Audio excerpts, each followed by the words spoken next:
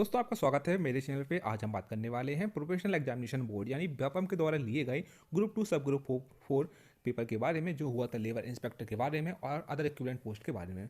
दोस्तों हम इसकी बात क्यों करना चाहते हैं वो आपको बता देता हूँ। दोस्तों इस बार एमपी में जो पटवारी की पोस्ट निकली है वह ग्रुप 2 और सब ग्रुप 4 के अंतर्गत ही आएंगी, यानी आपको पटवारी के लिए ग्रुप 2 पेपर यहाँ पर आपको देना होगा। तो आपको पता होना चाहिए दोस्तों कि किस लेवल का यहाँ पर क्वेश्चन पूछे जाते हैं और किस तरह से इनको आंसर करना होता है। इसलिए यह वीडियो आपके लिए बहुत इंपॉर्टेंट है। यदि आप पटवारी की तैयारी कर रहे हैं तो आपको यह वीडियो देखना ही चाहिए।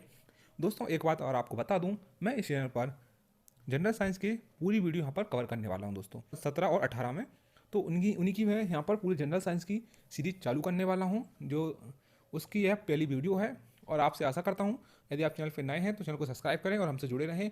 मैं आपको यहाँ पर जनरल साइंस के बारे में पूरा विस्तार से बताने वाला हूँ और आपके कॉन्सेप्ट भी क्लियर कर दूंगा। चलिए दोस्तों वीडियो को शुरू करते हैं। दोस्तों सबसे पहले हम बात करते हैं, इसमें 25 क्वेश्चन जनरल साइंस के पूछे जाते हैं, तो आपको यह आना चाहिए। यह बहुत बड़ा वेटेज है जनरल साइंस। चलिए वीडियो को शुरू करते हैं दोस्तों यह है 7 जनवरी 2017 का पेपर। टॉपिक है जनरल साइंस। हम बात करते हैं पहले क्वेश्चन के बारे में। पहले क्वेश्चन में पूछा गया है सोडियम और पोटेशियम धातु जो बहुत अभिक्रियाशील होते हैं उन्हें रखा जाता है, यानी सोडियम और पोटेशियम धातु वेरी रिएक्टिव होते हैं। यह एनवायरनमेंट में प्रेजेंट ऑक्सीजन से रिएक्ट कर सकते हैं या और कोई मेटल से भी रिएक्ट कर सकते हैं। तो इनको दोस्तों मिट्टी के तेल में रखा जाता है जिससे कि यह रिएक्शन ना कर सकें। तो आपको दोस्तों यह याद कर लेना चाहिए कि सोडियम पोटेशियम रिएक्टिव होते हैं। रिएक्शन से बचाने के लिए इनको मिट्टी के तेल में रखा जाता है जहाँ पर वह रिएक्शन नहीं कर पाते। अब बात करते हैं दूसरे क्वेश्चन के बारे में। दूसरा क्वेश्चन दोस्तों यहाँ पर पूछा गया है the main function of artery is to carry. धमनियों का मुख्य कार्य क्या है। दोस्तों आपको एक बात बता दूं, मैं आपको थोड़ा सा कॉन्सेप्ट क्लियर कर देता हूं। दोस्तों हमारे बॉडी में हृदय का काम होता है ब्लड को पंप करना और पूरी बॉडी में ब्लड को पहुंचाना। पूरी बॉडी से ब्लड आता है हार्ट तक और हार्ट से वापस फिर बॉडी में जाता है। ठीक है, तो यहाँ पर दोस्तों जब बॉडी से ब्लड हार्ट तक आता है, हार्ट के बाद ब्लड जाता है लंग्स में। लंग्स में होता है इसका ऑक्सीजन, यानी ऑक्सीजन हमारे ब्लड में हीमोग्लोबिन युक्त तो आरबीसी सेल होती हैं उनमें बाइंड कर जाता है, फिर वापस हार्ट में आता है और हार्ट में वापस इनको फिर बॉडी में भेज दिया जाता है। दोस्तों आपको बता दूं, जब बॉडी से ब्लड हार्ट की तरफ जाता है तो वह वेन के माध्यम से जाता है।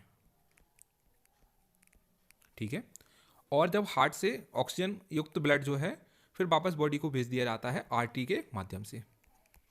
ठीक है, अब बात करते हैं क्वेश्चन के बारे में। क्वेश्चन में पूछा गया था कि धमनियों का मुख्य कार्य क्या है। धमनियां मतलब आर्टरी। ठीक है, तो हम ऑप्शन एक बार पढ़ लेते हैं। डीऑक्सीनेटेड ब्लड यानी ब्लड को शरीर के विभिन्न हिस्सों से हृदय में ले जाना। नहीं दोस्तों, यह काम किसका होता है, यह काम होता है वेन का। ठीक है, और दूसरा ऑप्शन है ऑक्सीजनेटेड रक्त हृदय से शरीर के विभिन्न हिस्सों में ले जाना। दोस्तों देखिए यहाँ पे बोला गया है ऑक्सीजनेटेड रक्त हृदय से शरीर के विभिन्न हिस्सों में ले जाना। यहाँ पे आप देख सकते हैं दोस्तों, हार्ट से ब्लड जाता है लंग्स में, लंग्स में ऑक्सीजनेटेड होने के बाद वापस हार्ट में आता है और हार्ट से फिर बॉडी में भेज दिया जाता है धमनियों और आर्टरी के माध्यम से। ठीक है, इसलिए हमारा यहाँ क्वेश्चन का आंसर हो जाएगा सेकंड। ठीक है दोस्तों, ये मैंने कॉन्सेप्ट बता दिया है, आप इसको याद रखेंगे तो और भी क्वेश्चन आपसे बन जाएंगे। अब बात करते हैं तीसरे क्वेश्चन के बारे में। दोस्तों ठंडी हवा जो भूमि से समुद्र की ओर चलती है इसका कारण क्या होता है। The cool air move from land toward the sea. दोस्तों इसका कारण होता है लैंड ब्रीज यानी थल समीर। इसका आपको आंसर आपको याद कर लेना होगा। अब बात करते हैं चौथे क्वेश्चन के बारे में। यहाँ पे पूछा गया है निम्नलिखित ग्रह पूर्व से पश्चिम की घूर्णन करते हैं। The following plant rotate from east to west. दोस्तों यह भी आपको याद रखना होगा। यह आपका इसमें आपको कुछ दिमाग नहीं लगाना है, आपको याद रखना होगा। इसका आंसर दोस्तों हो जाएगा वीनस और यूरेनस। दोस्तों और बाकी ग्रह भी आप एक बार देख लें, इनका रोटेशन कहाँ से कहाँ तक होता है वो आप एक बार देख लें। अब बात करते हैं दोस्तों, जगह है एक बल्ब में पतला तार होता है जो जलता है जब उसमें धारा का प्रभाव होता है, इसको क्या कहते हैं। दोस्तों इसको फिलामेंट कहते हैं। मैं आपको दोस्तों बल्ब के और पार्ट के बारे में बता देता हूँ, कौन से पार्ट को क्या कहा जाता है वो आपको मैं बता देता हूँ, जिससे कि आपके आगे के क्वेश्चन भी सॉल्व हो जाएंगे और क्वेश्चन गलत नहीं होंगे। दोस्तों यह तो अपना हुआ बल्ब, ग्लास बल्ब। ठीक है दोस्तों, इसके अंदर रहती है गैस। ठीक है, इसमें दोस्तों एक पतला सा तार लगा रहता है, उसको बोलते हैं फिलामेंट। इसको बोलते हैं दोस्तों फिलामेंट। और जो वायर साइड में लगे रहते हैं इनको बोलते हैं सपोर्ट वायर। यहाँ पे लगा रहता है ग्लास। ठीक है दोस्तों, ये बात हुई कि एक बल्ब के पार्ट के बारे में। चलिए एक आगे क्वेश्चन के बारे में बात करते हैं। वो लघुत्तम समय अंतराल जिसे सामान्य रूप से उपलब्ध घड़ियों से मापा जा सकता है। दोस्तों यहाँ पे बोला गया है कि नॉर्मल घड़ियों से कौन सा समय अंतराल जो कि लघुत्तम है यानी स्मॉलेस्ट है उसको हम नाप सकते हैं। ठीक है दोस्तों, 1 मिनट तो आप जो घड़ी में बड़ा होता है, उसके बाद है 1 सेकंड। ठीक है, वो भी आप नाप सकते हैं, लेकिन 1 मिली सेकंड आप घड़ी से नहीं नाप सकते। 60 सेकंड दोस्तों अगेन यह 1 मिनट के बराबर होंगे। हमसे पूछा गया है लघुत्तम यानी सबसे कम, तो दोस्तों यहाँ पे सबसे कम समय जो कि हम नाप सकते हैं हमारे पास उपलब्ध घड़ियों के बारे में वो होगा दोस्तों 1 सेकंड।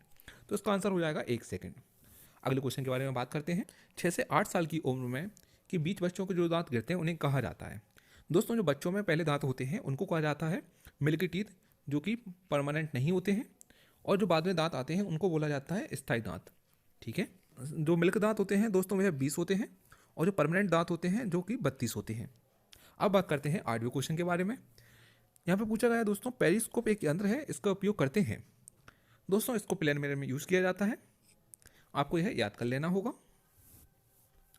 अब दोस्तों बात करते हैं घास में मौजूद एक जिस विशेष प्रकार का कार्बोहाइड्रेट जिसे मानव द्वारा पचाया नहीं जा सकता है वह क्या होता है।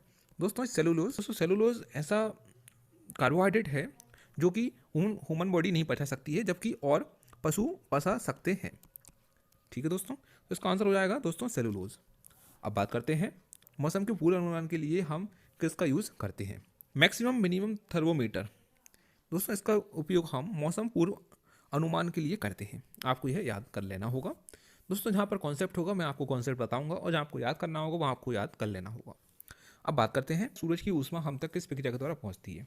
तो दोस्तों इसका आंसर होगा रेडिएशन। चलिए मैं आपको और चीज़ें बता देता हूँ, कब इसको संवहन कहते हैं, कब इसको रेडिएशन कहते हैं, और कब इसको कंडक्शन कहते हैं। कन्वेक्शन में क्या होता है दोस्तों, जब हीट यानी ऊष्मा का प्रवाह किसी लिक्विड और गैस के माध्यम से होता है तब इसको हम कहते हैं कन्वेक्शन।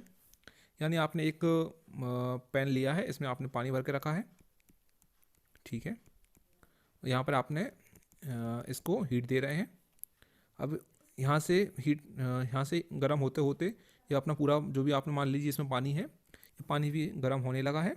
ठीक है, तो दोस्तों यहाँ से यहाँ तक जो रेडिएशन पहुँच रही है वो कन्वेक्शन के माध्यम से पहुँच रही है। और दोस्तों रेडिएशन कैसे कहते हैं, जो हमारी गैस का जो मान लीजिए बर्नर है, यहाँ पे जो हीट जनरेट हो रही है वो रेडिएशन के माध्यम से इस पेन के बेस को गर्म कर रही है, तो यह हुआ रेडिएशन। और दोस्तों बात करते हैं कंडक्शन के बारे में। मान लीजिए यह इसका हत्था है यानी पकड़ने के लिए है, यह भी गर्म होता है। ये कैसे गर्म हो रहा है दोस्तों, यह सॉलिड के माध्यम से हो रहा है, यानी कोई ठोस मॉलिक्यूल की वजह से यह गर्म हो रहा है, तो यह कहेंगे हम कंडक्शन। और बात करते हैं इवेपोरेशन के बारे में यानी वाष्पन के बारे में। जब पानी को हम गर्म करते हैं तो यह भाप बनकर ऊपर उड़ता है, यानी गैस बनकर ऊपर उड़ता है, तो दोस्तों इसको हम कहते हैं इवेपोरेशन। ठीक है दोस्तों, मैंने आपको चारों चीज़ें क्लियर करा दी हैं।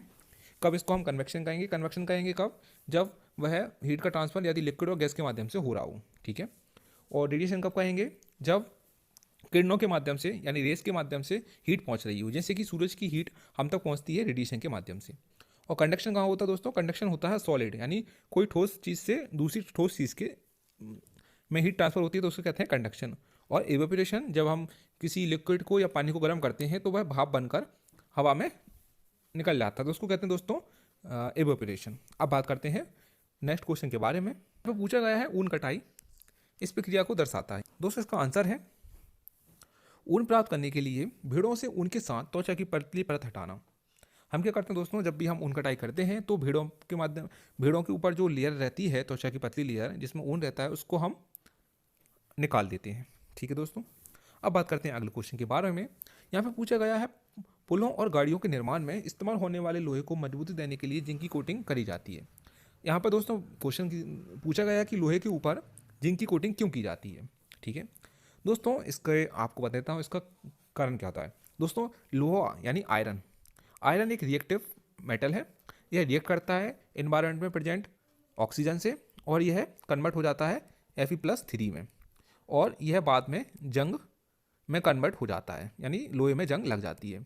अब जंग से बचाने के लिए हम क्या करते हैं, इसके ऊपर जिंक की कोटिंग कर देते हैं, जिससे कि इसका ऑक्सीजनेशन ना हो पाए, है ना, Fe+2 से Fe+3 में कन्वर्ट ना हो पाए और बाद में हम जंग से भी बच जाएं। तो दोस्तों इसका यूज़ हम कहाँ करते हैं, यह जंग लगने से बचाता है। ठीक है दोस्तों, जिंक की कोटिंग लोहे की इसलिए की जाती है जिससे कि लोहे पर जंग ना लगे। अब बात करते हैं अगले क्वेश्चन के बारे में। दोस्तों यहाँ पे पूछा गया है टॉर्च में कौन से दर्पण का यूज़ किया जाता है। तो यहाँ पर दोस्तों अवतल दर्पण का यूज़ टॉर्च में किया जाता है, आपको यह बात याद रखनी होगी। अब बात करते हैं अगले क्वेश्चन के बारे में। ज्वलनशील पदार्थ बड़ी शीघ्रता से आग पकड़ते हैं, ऐसा इसलिए क्योंकि दोस्तों कोई भी पदार्थ ज्वलनशील कब होता है, जब उसका जो प्रज्वलन ताप हो वह कम हो, यानी कम टेम्परेचर में ही वो आग पकड़ ले। ठीक है, यानी लो इग्निशन टेम्परेचर जिसका होगा वह जल्दी आग पकड़ लेगा। तो इसका आंसर हो जाएगा दोस्तों लो इग्निशन टेम्परेचर। अब बात करते हैं अगले क्वेश्चन के बारे में। दोस्तों यहाँ पे पूछा गया है जब सॉइल में बालू के बड़े कणों का ज़्यादा अनुपात रहता है तो इसे क्या कहते हैं। दोस्तों आपको यह याद रखना होगा, इसको बोलते हैं सैंडी ऑयल। ठीक है, एक्सपेंड करिए WWTP, यानी WWTP को क्या नाम हो सकता है। दोस्तों यह वाटर प्यूरीफायर यानी वाटर ट्रीटमेंट में यूज़ किया जाता है। सीवेज का जो वाटर आता है उसको ट्रीट करके इसको शुद्ध बनाने में इसका यूज़ किया जाता है। तो यहाँ पर हो जाएगा दोस्तों वेस्ट वाटर ट्रीटमेंट प्रोसेस। ठीक है, अब बात करते हैं दोस्तों अगले क्वेश्चन के बारे में। यहाँ पे पूछा गया है electric resistance is measured in unit of, यानी प्रतिरोध को निम्न इकाई में नापा जाता है। तो दोस्तों प्रतिरोध को ओम की इकाई में नापा जाता है। ठीक है, जूल होता है हीट यानी ऊष्मा की इकाई, एम्पियर होता है दोस्तों विद्युत धारा की इकाई यानी करंट की इकाई। ठीक है, और वोल्ट होता है पोटेंशियल यानी विभव की इकाई। तो यहाँ पे हमारा आंसर हो जाएगा ओम की इकाई। अब बात करते हैं अगले क्वेश्चन के बारे में। दोस्तों यहाँ पे पूछा गया है परिकर, चेन पंप, ढेकली और राहत है। दोस्तों यह सिंचाई के पारंपरिक तरीके होते हैं, ट्रेडिशनल मेथड ऑफ इरिगेशन। ठीक है, यहाँ पे पूछा गया दोस्तों the menstrual flow last for about, menstrual cycle के बारे में यानी मासिक धर्म के बारे में यहाँ क्वेश्चन पूछा गया है। जो मेंस्ट्रुअल फ्लो यानी जो ब्लड डिस्चार्ज होता है वह कितने दिन के लिए होता है। दोस्तों ये साइकिल के बारे में बात करते हैं सबसे पहले। तो मेंस्ट्रुअल साइकिल दोस्तों 28 दिन की होती है। ठीक है दोस्तों, इसमें जो ब्लड फ्लो होता है वो दोस्तों 2 से 7 दिन के लिए होता है। यहाँ पे आपको आंसर यहाँ पे हो जाएगा 2 से 7 दिन। यदि हमसे पूछते हैं दोस्तों मेंस्ट्रुअल साइकिल कितने दिनों की होती है, तो वह होती है 28 डेज की। ठीक है दोस्तों, अब बात करते हैं अगले क्वेश्चन के बारे में। विशिष्ट सूक्ष्मजीवियों को वर्धन करके बनाई गई दवा जिसे अलग अलग रोगों का उपचार किया जाता है। ठीक है दोस्तों, medicine manufactured by growing specific microorganism used to cure variety of disease. तो इसको क्या बोला जाता है दोस्तों, इसको बोला जाता है एंटीबायोटिक। ठीक है, एंटीबायोटिक को दोस्तों हम क्या करते हैं किसी सूक्ष्म जीव से बनाई जाती है, यानी इसमें बैक्टीरिया हो सकता है या फिर फंजाई। ठीक है, फंजाई को हम ग्रो करते हैं जिससे कि वह दूसरी स्पीसीज के बैक्टीरिया और फंजाई की ग्रोथ को रोक देती है। इसको बोलते हैं दोस्तों एंटीबायोटिक। ठीक दोस्तों, अब बात करते हैं एंटीसेप्टिक और एंटीजन और एंटीबॉडी के बारे में बात करते हैं। एंटीजन किसी जो इम्यून रिएक्शन होती हैं, प्रतिरोध रिएक्शन होती हैं, उनमें एंटीजन एंटीबॉडी आपस में रिएक्ट करती है। ठीक है दोस्तों, जैसे कि ब्लड, जब हम किसी ब्लड में ग्रुपिंग होती है दोस्तों वह एंटीजन के बेस पर ही होती है। ठीक है दोस्तों, और हमारे अंदर एंटीबॉडी बनती है जब भी कोई बैक्टीरिया या फिर वायरल इन्फेक्शन होता है, तो हमारी बॉडी इतनी सक्षम होती है कि वह एंटीबॉडी बनाती है और जो एंटीजन होते हैं बैक्टीरिया वायरस के उनके खिलाफ और बैक्टीरिया वायरस को वह नष्ट करती है। दोस्तों दूसरा होता है एंटीसेप्टिक। एंटीसेप्टिक का काम होता है दोस्तों इसमें बैक्टीरिया वायरस की जो संख्या है उनको कम करना है। कैसे कम करना होता है, इसमें आप डिटॉल इसका एग्जाम्पल है, डिटॉल है, सेवलॉन है, यह एक एंटीसेप्टिक होते हैं। बोरोप्लस है दोस्तों, यह एंटीसेप्टिक होते हैं। ठीक है, यह बैक्टीरिया वायरस को मार देते हैं। दोस्तों अब बात करते हैं नेक्स्ट क्वेश्चन के बारे में। Ground water get discharge by process, यानी भूजल का कौन सी प्रक्रिया के द्वारा पुनर्भरण हो जाता है। तो दोस्तों इसका आंसर है इनफिल्ट्रेशन। इसमें होता क्या दोस्तों, बहुत सारे पत्थर रहते हैं, हमारे मिट्टी रहती है। ठीक है, यहाँ से दोस्तों इसका वो होता क्या है, पुनर्भरण। ठीक है, पुनर्भरण मतलब डिस्चार्ज, फिर से कैसे भरा जाता है। तो इसी से दोस्तों फिल्ट्रेट होकर यानी छन कर हमारे पास जो है पानी का पुनर्भरण हो जाता है। ठीक है दोस्तों, अब बात करते हैं अगले क्वेश्चन के बारे में। यहाँ पे पूछा गया है लाइकेन। ठीक है। लाइकेन किसके बीच का सहजीवी संबंध है? दोस्तों लाइकेन जो है शैवाल, एल्गी और फंजाई, दोस्तों इसमें दो पार्ट होते हैं। एक होता है शैवाल पार्ट, एक होता है कवक पार्ट। ठीक है, दोनों आपस में रहते हैं और एक दूसरे की जरूरत को पूरा करते हैं। ठीक है दोस्तों, एल्गी यानी शैवाल, शैवाल कार्बोहाइड्रेट बनाता है, ठीक है, जो कि एक एनर्जी सोर्स है, और कवक नाइट्रोजन प्रदान करती है। अब बात करते हैं अगले क्वेश्चन के बारे में। दोस्तों निम्नलिखित प्रक्रियाओं में कौन सा भौतिक परिवर्तन का एक उदाहरण नहीं है? यहाँ पे पूछा गया है फिजिकल चेंज का कौन सा एग्जाम्पल नहीं है। दोस्तों फिजिकल चेंज कब कहेंगे? जब किसी एक अवस्था दूसरी अवस्था में बदल जाए, यानी कोई चीज़ ठोस हो, यानी ठोस हो, वह तरल में बदल जाए, या फिर कोई तरल ठोस में, या फिर कोई तरल गैस में, या फिर गैस तरल या सॉलिड में। ठीक है, यानी किसी की अवस्था यानी फिजिकल जो अवस्था चेंज जरूर हो तो उसको हम बोलते हैं फिजिकल चेंज। चलिए बात करते हैं। यहाँ पर दोस्तों बोला गया है मोमबत्ती का पिघलना। दोस्तों मोमबत्ती क्या है? सॉलिड। पिघल का क्या बनाती है? वैक्स। ठीक है, मोम बनाती है। दोस्तों वो भी क्या होता है? सॉलिड होता है। तो यहाँ पर स्टेज चेंज नहीं हुई तो हमारा आंसर यह नहीं होगा। दूसरा दोस्तों है पानी में नमक का घुलना। दोस्तों यहाँ पर स्टेज चेंज हो गई है, अवस्था चेंज हो गई है। यहाँ पे आप देख सकते हैं दोस्तों, सॉलिड से नमक क्या था? सॉलिड था। पानी में घुलकर क्या हुआ? वह तरल हुआ, यानी लिक्विड हुआ। तो आप देख सकते हैं दोस्तों यहाँ पर स्टेज चेंज हो गई है, तो मतलब फिजिकल चेंज यहाँ पर हुआ है। फोटो संश्लेषण, दोस्तों यह भी क्या होता है?